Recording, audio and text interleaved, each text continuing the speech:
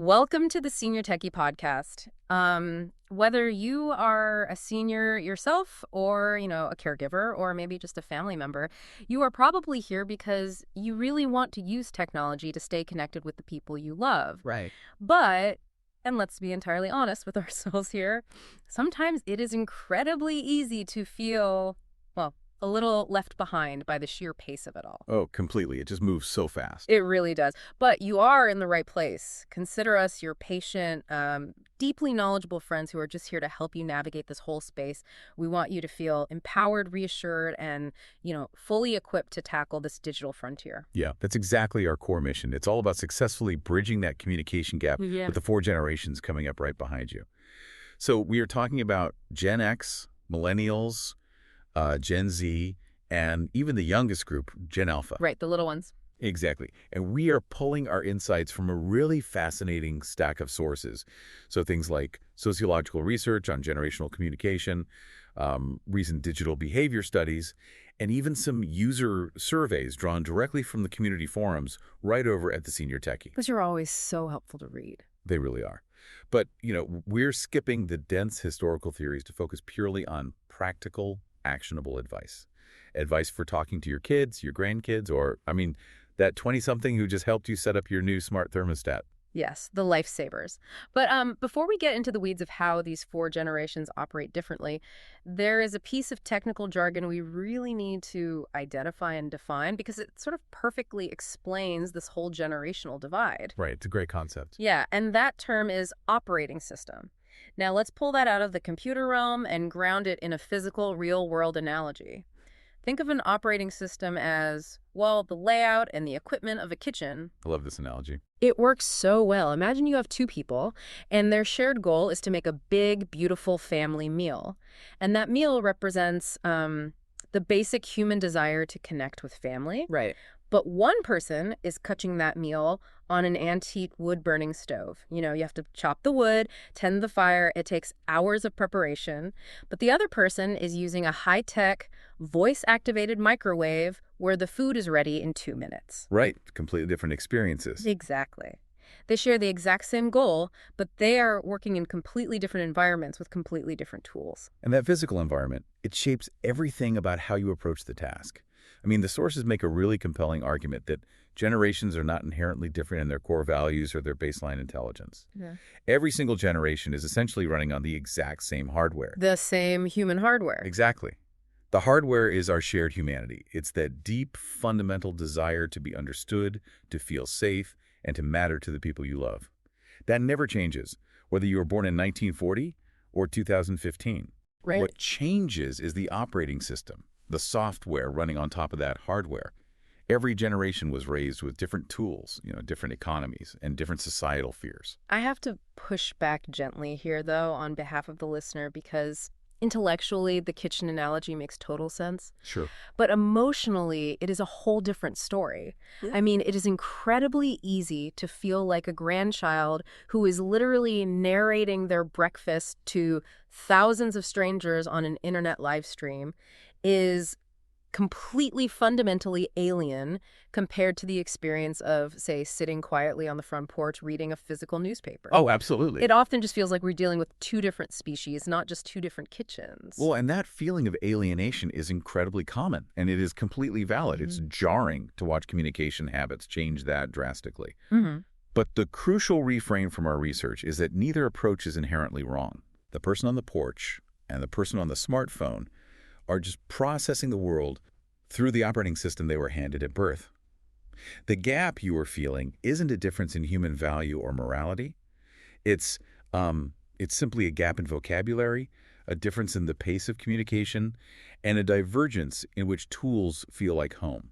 For you, the porch and the paper feel like home. Yeah. For them, the live stream feels like home. So if we know our kitchens are completely different and we are all just trying to make this shared meal without burning the food, we need to look at what actively ruins the conversation. The pitfalls. Right, we have to identify the patterns that ruin the family dinner.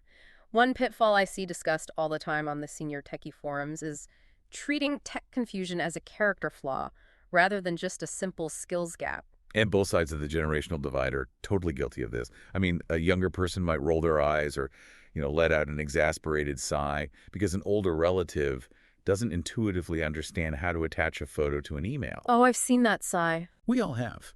But on the flip side, an older relative might dismiss a younger person's constant texting as frivolous or narcissistic or antisocial. Right, assigning a moral failing to it. Exactly. Both sides are taking a simple difference in tool familiarity and turning it into a harsh moral judgment. It is not a character flaw that you do not intuitively know how to use the smart microwave, just as it isn't a character flaw that they have no idea how to operate a wood-burning stove. It makes so much sense. Another massive conversation killer is comparing eras. The moment you start a sentence with, well, when I was your age, you can almost hear the connection snap. Oh, instantly. The walls go up. Because instead of comparing eras, which really just highlights how different your operating systems are, we should be comparing shared human experiences.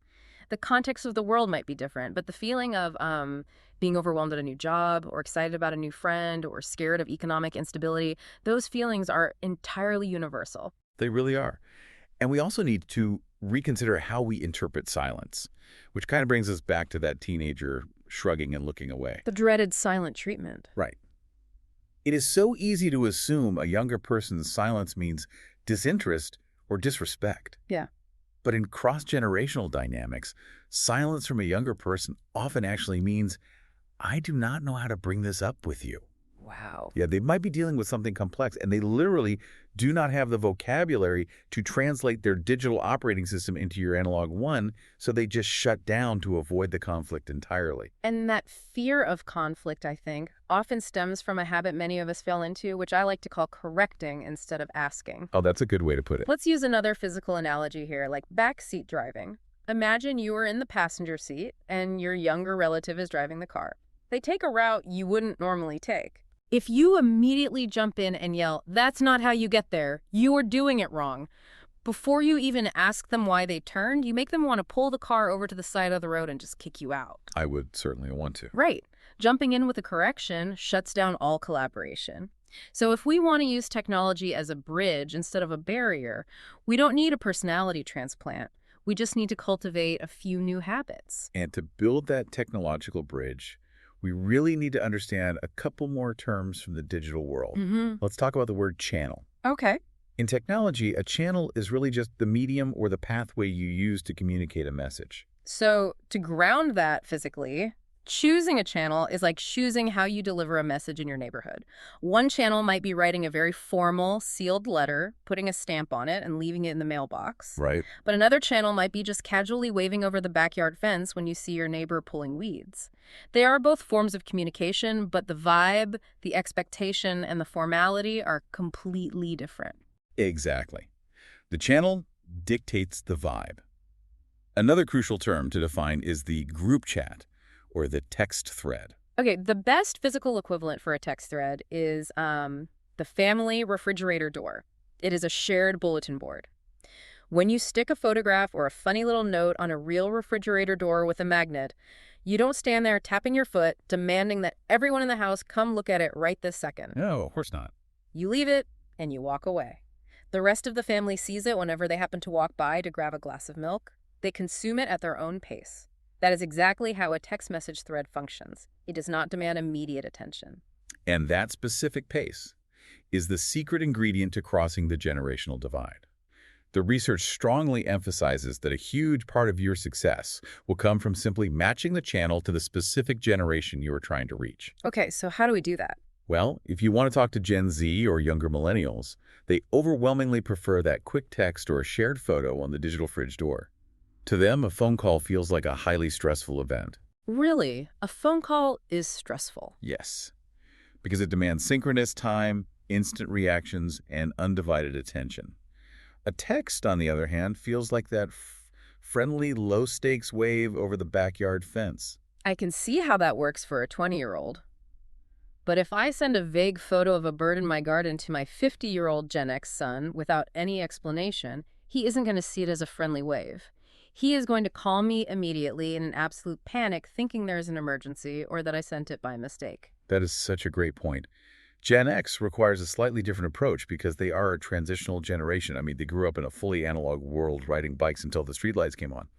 But they transition to digital tools as young adults in the workplace. Right. So they generally appreciate efficiency and directness.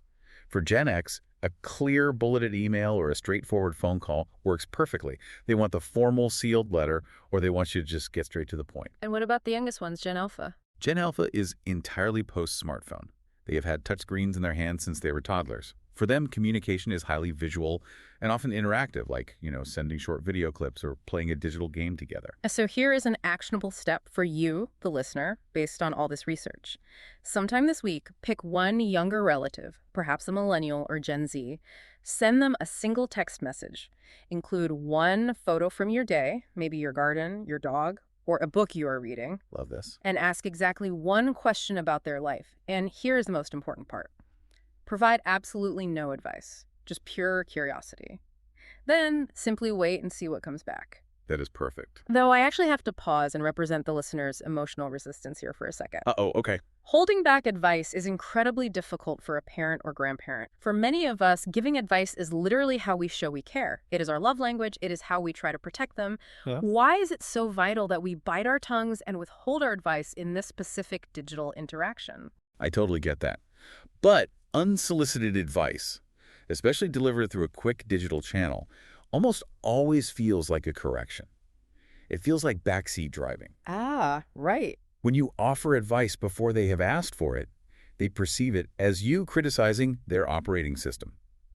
By sending a simple photo and a question without any strings attached, you are proving that you can exist in their digital world without trying to fix it. You're just visiting their kitchen without rearranging the cabinets. Exactly. And that low-stakes touch builds the foundational trust required for those bigger, deeper conversations later. Let's say we do that. We wave over the digital fence. We stick a picture on the digital fridge door. And it actually works. They engage. Yeah. What do we actually talk about when we get them talking? It can often feel like we have nothing in common. Well, when younger generations are asked anonymously in these sociological studies what they want from older relatives, they all say some version of the exact same thing. They want to be asked, not told. Ask, not told. Right. They genuinely crave your stories, but they want them on their timeline, not yours. They do not want an unprompted lecture, but they deeply want your help with the things that seniors know cold. I have absolutely noticed this in my own life. They don't want a lecture on how to use a rotary phone or how to read a paper map. But when my niece was dealing with a deeply toxic manager at her new job, she suddenly desperately wanted my advice on how to navigate workplace politics. Yes. Because, you might not know how to use the latest social media platform, but you know how to weather a bad economy. You know the patience required to sustain a 30-year marriage. Human nature has not changed, and they desperately need that institutional knowledge. They really do. And a fantastic way to open the door to sharing that knowledge is to flip the script, especially with millennials.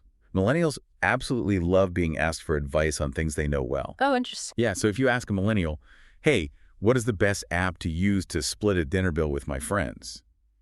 You instantly validate their expertise. It flips the usual power dynamic of the older person always being the teacher and the younger person always being the student. It levels the playing field. Exactly, showing that you respect their knowledge, which makes them far more likely to ask for and respect yours. And when it comes to Gen Z, the physical geometry of where you have these conversations is just as important as the words you use. Gen Z opens up so much more in low-pressure, side-by-side settings. Side by side. Instead of sitting across from them at a formal dining table, you want to be riding in a car with them or chopping vegetables side-by-side in the kitchen. Less eye contact. Precisely. Sitting face-to-face at a table feels like an interview. It feels like an interrogation with immense pressure on maintaining eye contact. But when you are both staring out the windshield of a car, just watching the road, that spotlight effect completely evaporates. The conversation can just flow naturally into the empty space in the vehicle. That is such a great tip. And knowing how they want to connect and where they are most comfortable connecting, we can equip you with the exact words to use. The biggest trap to avoid here is the massive open-ended question.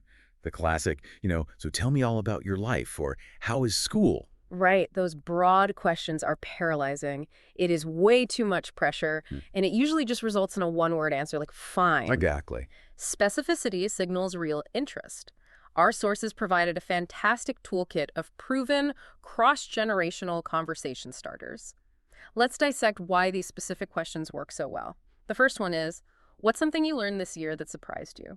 I love that one. It works beautifully because it removes the pressure of asking about their grades or whether they got a promotion at work. It bypasses external achievements and just targets their natural curiosity. The second question is, what's a show or podcast you can't stop talking about? Yeah. This is infinitely better than asking for a list of their hobbies. Everyone consumes some kind of media, and asking this instantly gives you a window into the themes they care about. If they're listening to historical biographies versus true crime versus comedy, you certainly know exactly what topics will light them up. The third question plays directly into what we discussed earlier. What's the most useful app on your phone right now? You were handing them the microphone. You're asking them to be the expert and explain a tool to you without any judgment attached. It proves you are genuinely curious about their operating system. And the fourth question requires a little bit of bravery. It's, what do you wish older people understood better about your generation? Ooh, that is brave. Right. To ask this, you have to put your armor away. You must be prepared to just listen without getting defensive or taking it personally. But if you can do that, it is an incredible way to show that you view them as an equal whose perspective holds real weight. The final question from the toolkit bridges the past and the future. What's one thing from your childhood you want your own kids to have? This is such a beautifully humanizing question. It asks them to reflect on the values you instilled in them and what they cherish most about their own history. So your final actionable step is to take just one of these questions into your next family gathering. Ask it, and then do the hardest thing in the world. Simply listen. Just listen. Let them talk twice as long as you do. Whatever you do, do not fill the pause. Let the silence hang there. Give them the space to formulate their thoughts and translate their operating system into words that you can actually understand. And the payoff for that patience is immense. You have to remember, you have spent decades building relationships the slow, analog way. You built trust through shared meals, through showing up to birthdays, through just being physically present. Yeah. That instinct, that deeply human hardware, has not gone obsolete. It is just competing with different digital noise now. Exactly.